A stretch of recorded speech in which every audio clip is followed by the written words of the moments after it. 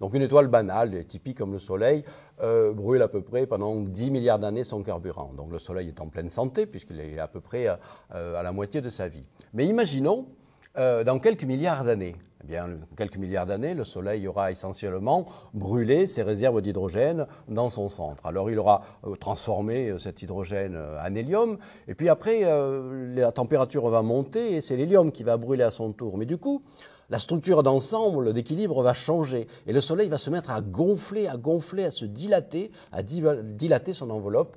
Il va devenir ce qu'on appelle une étoile géante rouge. Donc c'est une étoile qui atteint des proportions gigantesques tout simplement parce qu'elle s'est dilatée sous le changement de régime qui se passe dans son centre. Alors dans le stade de géante rouge, le Soleil, donc dans 3 à 4 milliards d'années, deviendra tellement grand que son atmosphère extérieure atteindra pratiquement l'orbite de la Terre. Donc on comprend par exemple que le sort des planètes autour des étoiles est évidemment lié en dernière fin à la mort effectivement de l'étoile. Alors que va devenir après cette géante rouge ?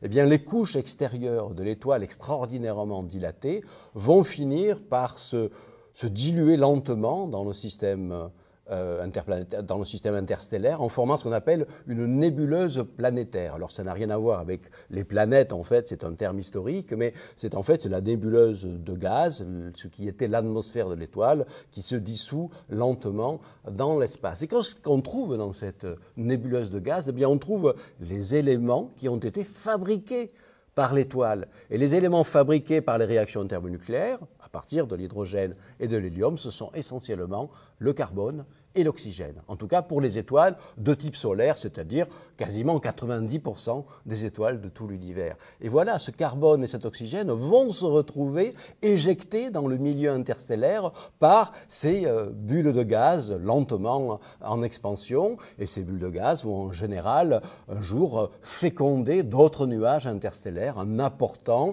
ce carbone et cet oxygène dans les générations d'étoiles qui vont suivre. On commence à comprendre là ce fil qui relie les éléments entre eux, le fait que nous sommes poussière d'étoiles, quand on connaît évidemment l'importance fondamentale du carbone et l'oxygène pour la chimie du complexe.